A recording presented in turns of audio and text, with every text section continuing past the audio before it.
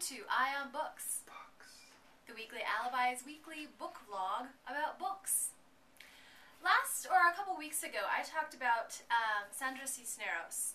I said that the brilliance and promise of The House on Mango Street was not mirrored in her first full-length novel, Caramello, which was kind of poopy. This week it's a little different. Edward P. Jones's first book, a collection of short stories called Lost in the City, came out in 1992. And it's good, but it fails to really capture that sort of Chekhovian brilliance that he was going for.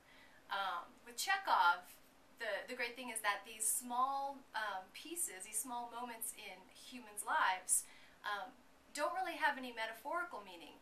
They're just life.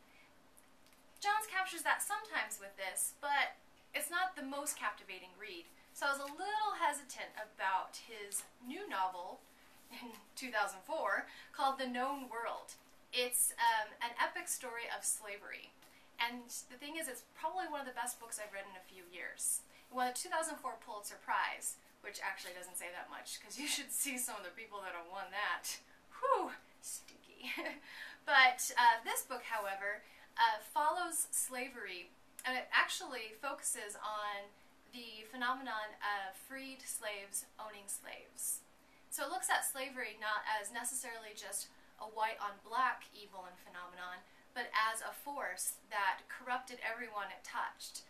And that as Americans, black, white, new immigrants, here for hundreds of years, we're all inheritors of this legacy. And it doesn't do a couple of key things that I would like to call things I'm over in literature. Number one, magical realism.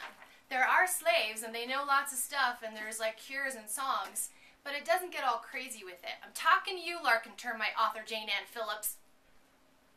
Or number two, footnotes.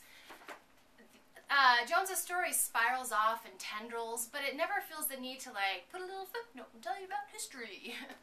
It does that within the context of the story. So, Edward P. Jones, thumbs up.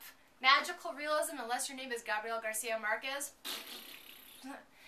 This has been Eye on Books. Please join us next week when we review Marty Chavez's diary.